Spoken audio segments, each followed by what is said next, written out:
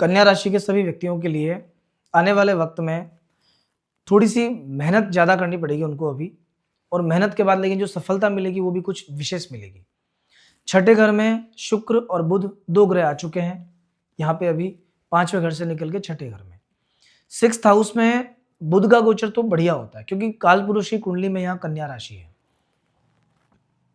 मतलब व्यापार व्यवसाय से जुड़े जितने भी लोग हैं उन सभी के लिए समय बहुत बेहतर है, और कामकाज में, क्रिएटिविटी में, कमीशन बेस्ड जितने भी काम है उन सभी में आपको विशेष लाभ मिलने के योग बनते हैं। लेकिन ये छठे घर का बुध शुक्र के साथ, क्योंकि शुक्र यहाँ नीच राशि में माने जाते हैं, यह आपको स्किन से जुड़ी डिजीज दे सकता है, स्नायु तंत्र की खराबियां दे सकता है, और कुछ हेल्थ इश्यूज क्रिएट कर सकता है। तो स्वास्थ्य को लेकर आपको विशेष ध्यान रखना पड़ेगा। बाकी बुध यहाँ पे जो है ये संघर्ष के बाद सफलता को दिखाता है, और व्यापारी वर्ग के लिए विशेष लाभ मिलने के योग अभी बनते हैं।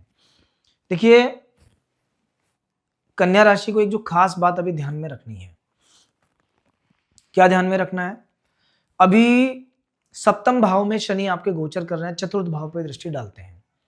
ये जो समय है ये माता के स्वास्थ्य के लिए ठीक नहीं है, या जो परिवार के जो लोग हैं आपके, मतलब फैमिली के जो अदर मेंबर्स हैं, आप खुद तो ठीक रहेंगे लेकिन परिवार के सदस्य परेशान रहेंगे। संतान को हेल्थ इश्यूज, माँ को हेल्थ इश्यूज, वाइफ को कोई प्रॉब्लम, उसके कारण आप परेशान रहोगे। तो थोड़ा सा ध्यान रखना, स्वास्थ्य के दृष्टिकोण से परिवार में सभी लोगों का स्वास्थ्य ठीक रहे, इस पे फोकस करना विशेष। लग्न पे शनि की दृष्टि के कारण आलस्य छोड़ना पड़ेगा, वरना आपका बहुत सारा समय कैसे वेस्ट होगा आपको पता भी नहीं चलेगा। इधर भाग्य स्थान पे दृष्टि है, किस्मत थोड़ा स्लो आगे भागेगी। कई जगह पर कुछ नेगेटिव रिजल्ट्स भी आपको मिलेंगे। एक सोर्स ऑफ इनकम जिससे पैसे आ रहे होंगे वो बंद हो सकता है, अभी कुछ कहीं पैसा अटक सकता है आपका, तो ध्यान रखना। और एक और जो बात अभी पिछले 1-2 महीने में आपके साथ घटी भी है और आगे घटेगी भी, वो क्या होगा कि पांचवें घर में मंगल और सूर्य हैं। मंगल है उच्च राशि में, पंचम भाव में उच्च राशि के मंगल व्यक्ति को आकस्मिक धन लाभ की तरफ लेके जाते हैं।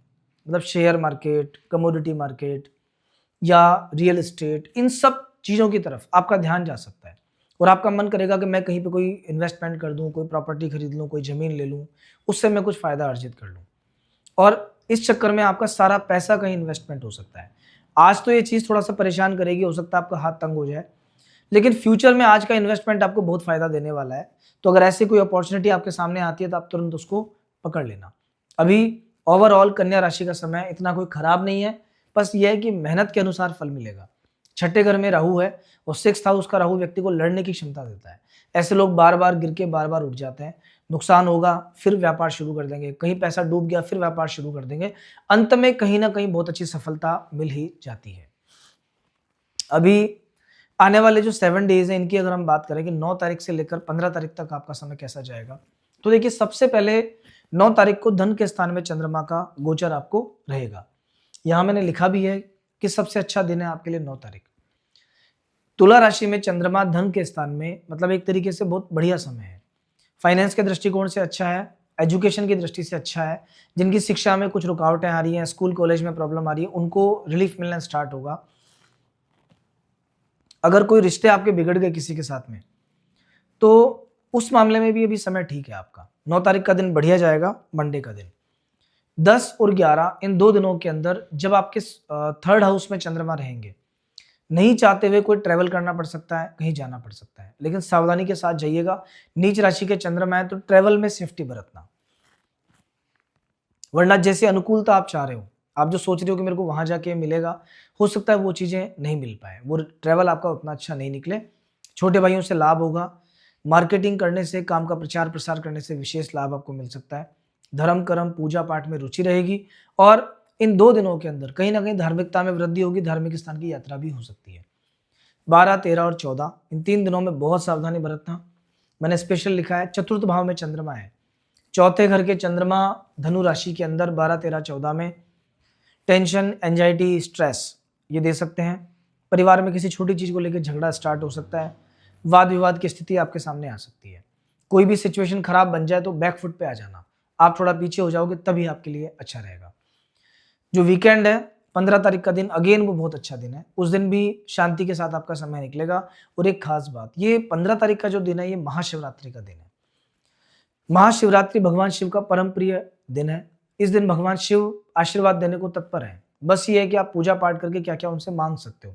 वैसे भी उनका नाम तो आशुतोष है, जल्दी प्रसन्न हो ही जाते हैं वो।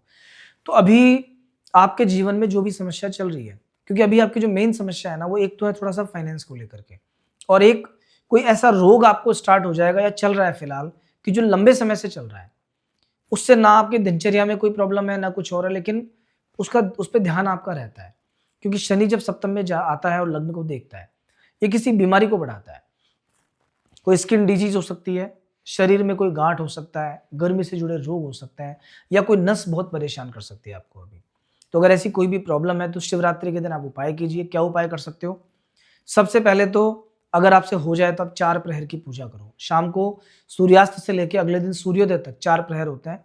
शिवरात्रि में जागरण का बहुत महत्व है, तो 4 प्रहर की पूजा पाठ आप करो। दूसरा, हो सके अगर आपके वजन के 10वें हिस्से के बराबर कोई भी अन्न का दान आपको करना है, गेहूं, बाजरा, मक्का, ज्वार, कुछ भी अनाज हो सकता है, शिवरात्रि के दिन आप दान करो। इस दिन सुबह शिव जी के मंदिर में जाना, पंचोपचार से पूजा पाठ करना, पंचामृत जरूर चढ़ा के आना। और अगर स्वास्थ्य के लिए आप जा रहे हो कि हेल्थ मुझे बहुत परेशान कर रही है, तो गिलोय का रस लेके जाना, नॉर्थ की तरफ अपना फेस करना और ओम जूम सहर इस मंत्र को पढ़ते हुए शंकर भगवान पे गिलोय का रस चढ़ा के आ जाना। अगर आप खुद से गिलोय की बेल ला के कूट के रस निकालते हो बहुत बढ़िया है, वरना कहीं से भी खरीद सकते हो। पतंजलि वगैरह में, आयुर्वेद की कई चीज ब्रांड्स में ये गिलोय का रस मिल जाता है। आप इसे शंकर भगवान पे चढ़ाइए, इससे आरोग्य लाभ होता है। दूसरा, अगर धन संबंधी प्रॉब्लम है, आपको लगता है कि पैसा बहुत फंस गया मेरा अभी, तो शिवरात्रि के दिन या तो गन्ने का रस, और अगर वो नहीं मिलता है आपको तो फिर पानी में गुड़ मिक्स करके भगवान शिव को उस दिन आप स्नान करवाना। अगर 1.25 लीटर जल लेते हो और उसमें गुड़ मिक्स करके शंकर भगवान को स्नान करवाते हो, और शिव जी का अगर आप एक मंत्र का जप करते हो, ओम गौरी शंकराय नमः, और इस मंत्र के साथ आप स्नान कराते हो, तो आपकी धन संबंधी जो भी प्रॉब्लम्स हैं वो दूर होती हैं। आप इस दिन थोड़ी खीर भी बना सकते हो। सामक जो होता है उसकी खीर बना के भगवान शिव को चढ़ाइए, उनको अत्यंत प्रिय है, ये उनको बहुत अच्छा लगता है। ओवरऑल ये दिन, ये समय आपका ठीक जाने वाला है, और नेक्स्ट वीक हम एक बहुत अच्छा वीडियो भी लेके आएंगे।